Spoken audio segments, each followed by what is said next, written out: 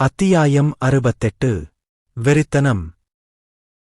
System message வந்ததும் நான் ஏதோ ஒரு விஷயத்தில் இருக்கிறேன் என்று நினைக்காமல் இருக்க முடியவில்லை. சிஸ்டம் மெசேஜ் வந்திருக்க 2 காரணங்கள் இருந்தன. சிஸ்டம் தனக்கென ஒருவித யோசனையைக் கொண்டிருந்தது.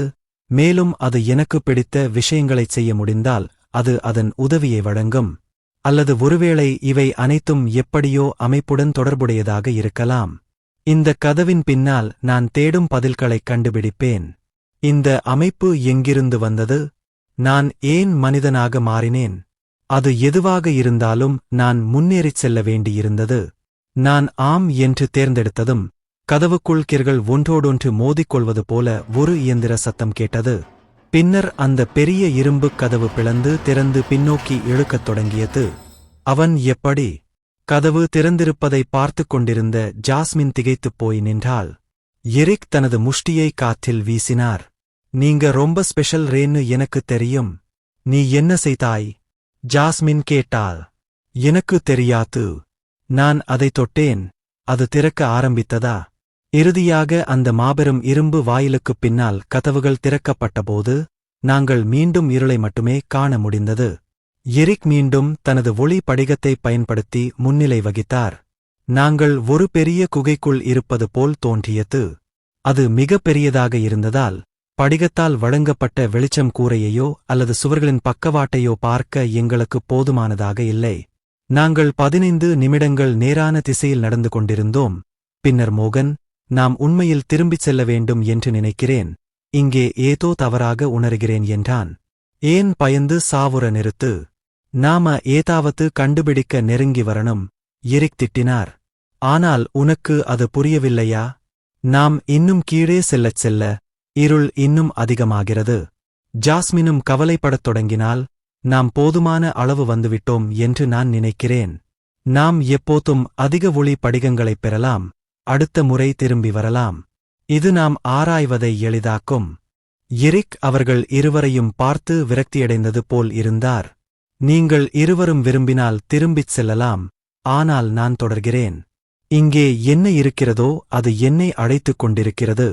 எரிக் தொடர்ந்து முன்னோக்கி நடக்க, அவர் நடக்கையில் மோகன் மற்றும் ஜாஸ்மினைச் சுற்றி இருண்ட நிழல்கள் ஊர்ந்து செல்வது போல் தோன்றியது. எரிக் மட்டுமே தங்களிடம் இருக்கும் ஒரே ஒளி மூலமாக இருப்பதால் எரிக்கை பின்தொடர்வதைத் தவிர வேறு வழியில்லை என்பதை அவர்கள் இருவரும் அறிந்திருந்தனர். நாங்கள் தொடர்ந்து நகர்ந்து கொண்டிருந்தபோது ஒரு வெடிக்கும் சத்தம் கேட்டது. எங்களில் ஒருவர் எதையோ மிதித்துவிட்டார். அது என்னவென்று பார்க்க கீழே பார்த்தோம்.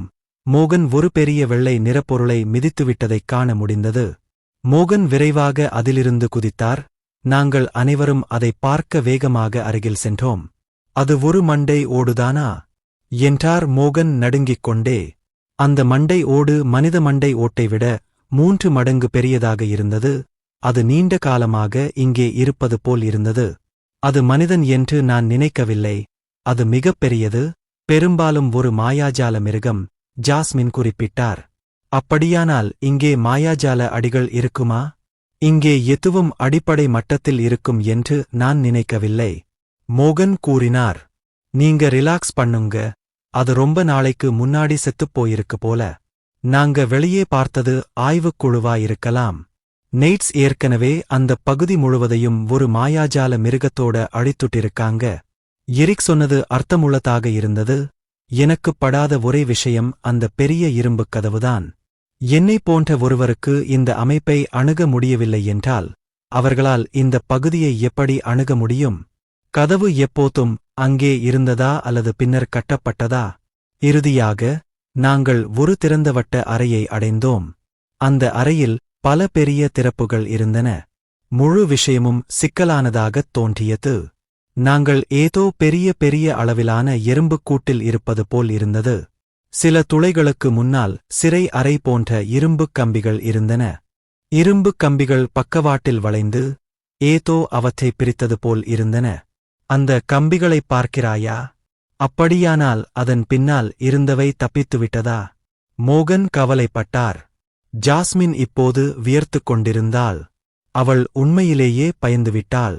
பாருங்க, நாம எவ்வளவு தூரம் போயிட்டோம்னு தெரியாம இவ்வளவு தூரம் தேடிப் பார்த்தது போதும்னு நினைக்கிறேன். அப்போ போ. ஏரிக் கூச்சலிட்டார். ஏரிக், அந்த கம்பிகள் உடைக்கப்பட்டிருப்பதை நீ பார்க்கவில்லையா? குற்றவாளிகள் தப்பித்திருக்கலாம், அல்லது அதைவிட மோசமான ஒன்று நடந்திருக்கலாம்.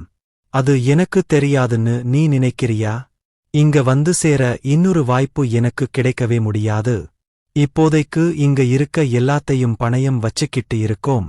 ஒரு நைட் இதைப் பத்தி தெரிஞ்சா நாம எல்லாரும் எவரியன் இருந்து துரத்தப்படுவோம்.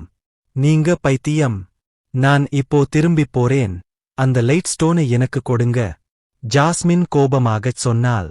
ரே, நீங்கள் எங்களுக்கு உதவ வேண்டும் என்று மோகன் கெஞ்சினார். ஏரிக் ஏன் இங்கு ஆராய்வதில் இவ்வளவு பிடிவாதமாக இருக்கிறார் என்று எனக்குத் தெரியவில்லை. நான் ஏற்கனவே போதுமான அளவு பார்த்திருக்கிறேன். பின்னர் ஒருமுறை நானே திரும்பி வருவதில் மகிழ்ச்சி அடைகிறேன். இங்கே என்னால் கையாள முடியாத ஒன்றை நான் சந்தித்தால் அது எனக்கு முடிவாக இருக்கும். நான் வலிமையாக இருக்கும்போது திரும்பி வருவது நல்லது. நான் எதுவும் சொல்லவில்லை, ஆனால் நாங்கள் மூவரும் எரிக்கை நோக்கி நகர ஆரம்பித்தோம்.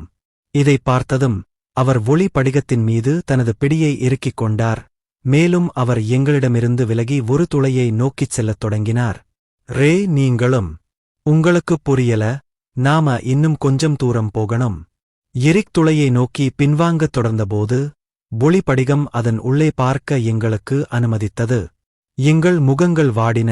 நாங்கள் அனைவரும் விரைவாக எங்கள் ஆயுதங்களை எடுத்தோம். எரிக் எங்களை நோக்கி தனது வாளை நீட்டினார்.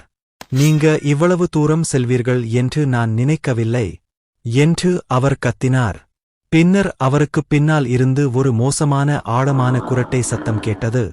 எரிக் திரும்பிப் பார்த்தபோது ஒளிப்படிகம் அவருக்குப் பின்னால் என்ன நிற்கிறது என்பதைப் பார்க்க அனுமதித்தது. அது கூர்மையான வெள்ளை பற்கள் மற்றும் 2 பெரிய வெள்ளை கொம்புகளுடன் சுமார் 10 அடி உயரம் கொண்டது. அதன் கால்களின் அடிப்பகுதி குளம்புகள் போல இருந்தது, ஆனால் அதன் உடல் மனித வடிவமாக இருந்தது. அது மினிடூர் என்று அழைக்கப்படும் மந்திர மிருகம். ஒரு ராஜா அடுக்கு உயிரினம். இதுவரையிலான மான்ஸ்டர் அடுக்குகளைப் பற்றிய குறிப்பு நாம் பார்த்ததில் மிகக் குறைந்த முதல் உயர்ந்தது வரை இன்னும் நிறைய உள்ளன. அடிப்படை அடுக்கு ஓநாய், கோரைப்பன்றி, கூர்மையான புழு போன்றவை. இடைநிலை அடுக்கு கருப்பு ஓநாய், பெரிய கோரைப்பன்றி போன்றவை. மேம்பட்ட நிலை திராப்பியர் கிங். கிங் அடுக்கு மினிடூர். நாங்கள் ஒரு சூப்பர் தையர் படிகத்தையும் பார்த்திருக்கிறோம், ஆனால் அதற்கான உயிரினங்கள் இன்னும் இல்லை. எனவே அது விளக்கப்படத்தில் எங்கே இருக்கிறது என்று உங்களுக்குச் சொல்ல மாட்டேன். நிழல் பிளேக் உயிரினங்களில் ஒன்றை தொற்றினால் அது 1 அல்லது 2 தரவரிசைகளை உயர்த்தும். எனவே துளி கரடி ராஜா மேம்பட்ட அடுக்கு, ஆனால் நிழல் பிளேக்கின் தொற்று அதை ஒரு கிங் அடுக்கு போல சக்தி வாய்ந்ததாக ஆக்குகிறது.